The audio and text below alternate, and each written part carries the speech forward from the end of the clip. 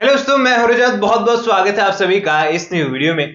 Serial ओ मेरे हमनवा तुम देना साथ मेरा की कहानी कुछ इस तरीके से आगे बढ़ रही है कि मानो कल के एपिसोड में सीरियल ऑफ एयर हो जाएगा और कहानी की हैप्पी एंडिंग हो जाएगी। क्योंकि यहाँ पर अपराजिता की माँ यानी कि मालती इतनी जल्दी टर्न हो गई है कि अब वो रक्षित के साथ टीम अप कर चुकी है कि चलो मिलकर पार्टनर रक्षित और अपराजिता दोनों तुमको एक करवाते हैं। और फाइनली यहाँ पर अपराजिता की टीम जो है वो फुल ऑन पावर में नजर आ रही है।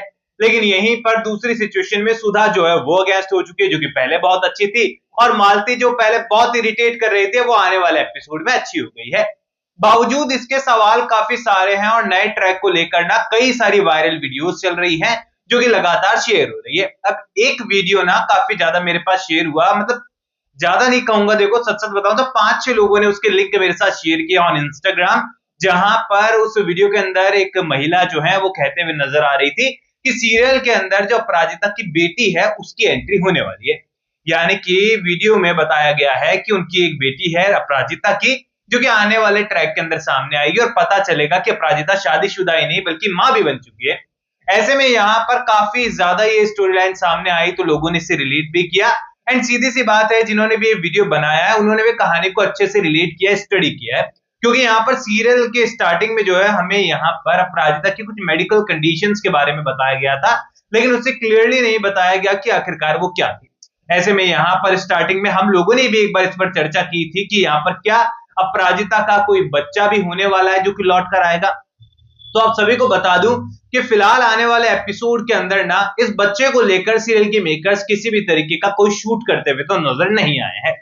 अब तक तो यहाँ पर सेट पर किसी भी तरीके की ऐसी कोई एक्टिविटी नजर नहीं आई है जहां पर अपराजिता को कोई बच्चा नजर आया हो या फिर उसका रिटर्न हो जाए। क्योंकि अपराजिता की शादी को 4 साल हुए बताया गया है और 4 साल की बच्ची बहुत छोटी होती है, बहुत चाइल्ड एक्ट्रेस हमें इसके लिए चाहिएगी शूट के लिए।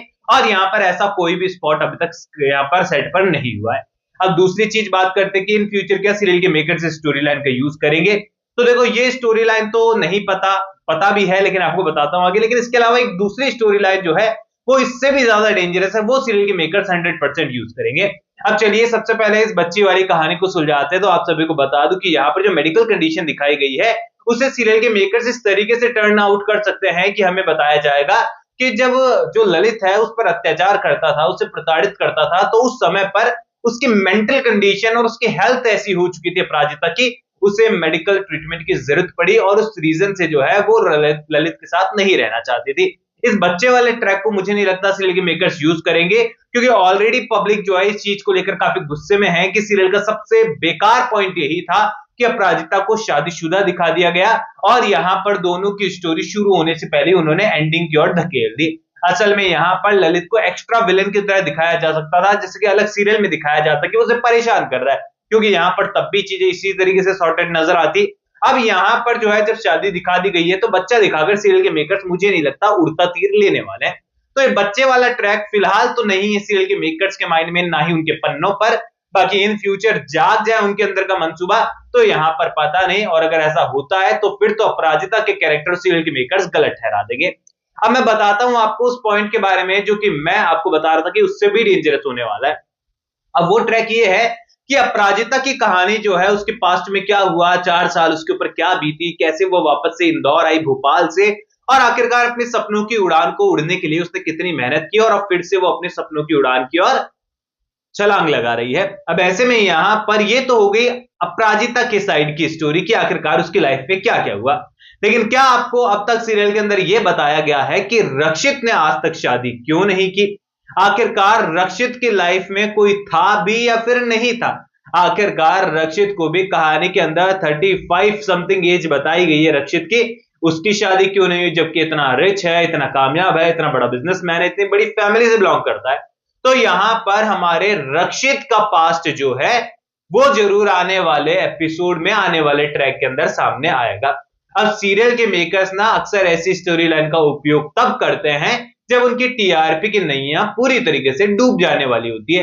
लेकिन इस बार तो हम खुद ही टीआरपी चार्ट का इंतजार कर रहे थे, क्योंकि सबको उम्मीदें थी कि इस बार टीआरपी वो मेरे हमनवा तुम देना साथ मेरा की बेहतरीन आएगी, क्योंकि सीरियल के मेकर्स ने अच्छे ट्रैक यूज किए।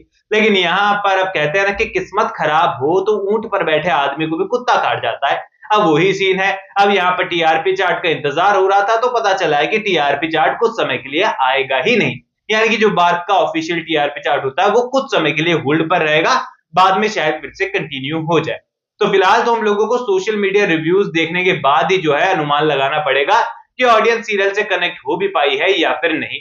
हालांकि यहाँ पर हॉटस्टार, स्टार प्लस और बाकी चैनल्स का ना अपना एक एनालिसिस होता है, उनका अपने जो है पूरा तरीके से एक सिस्टम होता है जिसमें वो पता लगा सकते हैं कि किस तरीके से जो है टीआरपी और सीरियल को लेकर पब्लिक का रेस्पॉन्स है।